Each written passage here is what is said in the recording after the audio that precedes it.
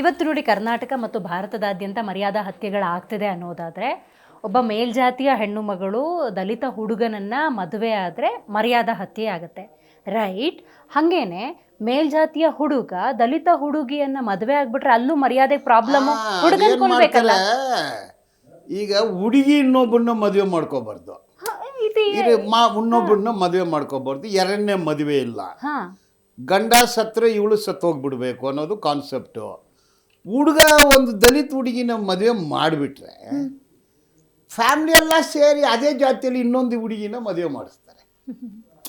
ಈಗ ಬೆಂಗಳೂರಲ್ಲಿ ನಾನು ನೋಡಿದ್ದೀನಿ ಕೆಲವು ಅಡ್ವೊಕೇಟೆ, ಅವನು ಸೋಷಿಯಲ್ ಆ್ಯಕ್ಟಿವಿಸ್ಟ್ ಅಂತ ಓದ್ತಾನೆ, ದಲಿತ ಹುಡುಗಿನೇ ಲವ್ ಮಾಡಿ ಮದುವೆ ಮಾಡ್ಕೊಳ್ತಾನೆ.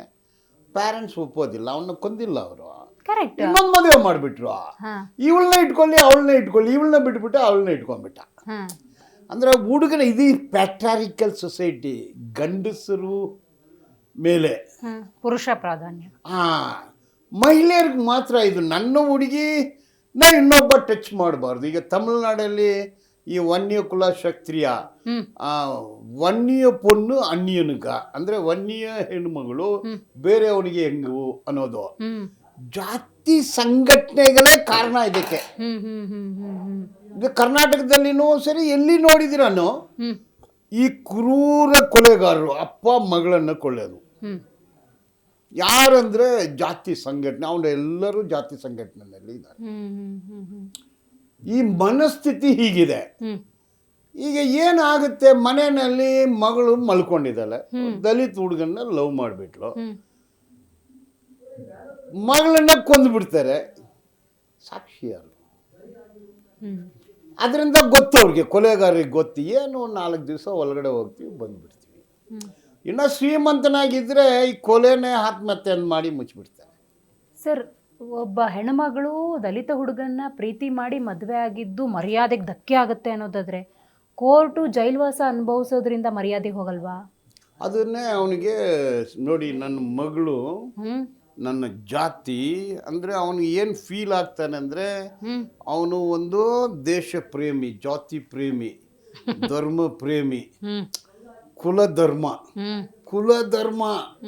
ಕುಲಧರ್ಮದ ಬಗ್ಗೆ ಭಗವದ್ಗೀತೆಯಲ್ಲಿ ಇದೆ.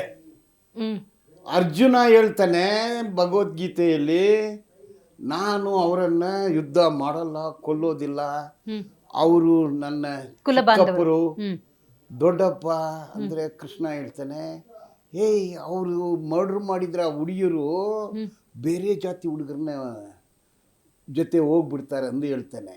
ಹೌದಾ? ಹೌದೌದು. ಈಗ how Krishna motivates Arjuna to kill. ಕೌರವರನ್ನು ಕೊಲ್ಲೋದಕ್ಕೆ ಕೃಷ್ಣ ಹಿಂಗೆ ಹೇಳಿದ್ದ? ಹೌದು, ಭಗವದ್ಗೀತೆಯಲ್ಲಿ ಇದೆ ನೋಡಿ. ನೀವು ಯಾವ ಭಗವದ್ಗೀತೆ ಸರ್ ಇದು? ಓದಿ ನೀವು. ನಾನು ಓದಿರೋ ಭಗವದ್ಗೀತೆಯಲ್ಲಿ ಇತರ ಇಲ್ಲ, ಓದಿ ಅದನ್ನು. ಅದು ನೋಡಿ, ಭಗವದ್ಗೀತೆ ಹಿಂಗ್ ಓದಿದ್ರೆ ಒಳ್ಳೆ ತರ ಕಾಣುತ್ತೆ, ಹಿಂಗ್ ನೋಡಿದ್ರೆ ಇದು ಬರೀ ಕೊಲೆ ಬಗ್ಗೆ ಬರುತ್ತೆ. According to me mixer of Buddha dharma Brahmana ಧರ್ಮ ಎರಡು ಸೇರಿ ಭಗವದ್ಗೀತೆ. ಓಕೆ, ಸಂಬುಗನ್ನ ರಾಮ ಯಾಕೆ ಕೊಂದ?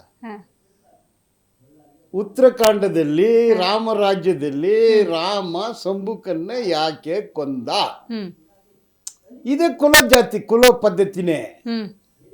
ಮಹಾಭಾರತದಲ್ಲಿ ಏಕಲೈವ ಮೆಟಾಫರ್, ಏಕಲೈವ ಬಿಲ್ಬಿದ್ದೆಯಲ್ಲಿ ಈ ಎಕ್ಸೆಲ್ಸ್ ಅರ್ಜುನ ಬರ್ಲಿ ಯಾಕೆ ಕತ್ತರಿಸ್ತಾರೆ? ಯಾಕೆ ದ್ರೋಣಾಚಾರ್ಯ ಅವನಿಗೆ ಹೇಳ್ಕೊಡಲ್ಲ ಅಂದ್ರೆ ಅವನು ಕೀಳು ಜಾತಿ.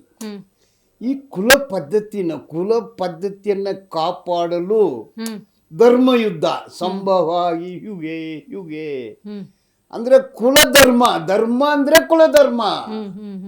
ಈಗ ಕುಲಧರ್ಮನ ಕಾಪಾಡಲು ನಾನು ಕೃಷ್ಣ ಅಂತ ಫೀಲ್ ಆಗ್ತೇನೆ. ನಾನು ಕೇಳಿದೆ ಬಂಗಾರಪೇಟೆಯಲ್ಲಿ, ಕೃಷ್ಣ ಕೊಂದ ಸರ್, ನಾನು ಕೊಂದೆ. ಕುಲ ಪದ್ಧತಿ, ಧರ್ಮವನ್ನು ಕಾಪಾಡಲು ನಾನು ತ್ಯಾಗ ಮಾಡ್ತೀನಿ ಅಂತಾನೆ ಜೈಲಿಗೆ ಹೋಗೋದನ್ನೇ.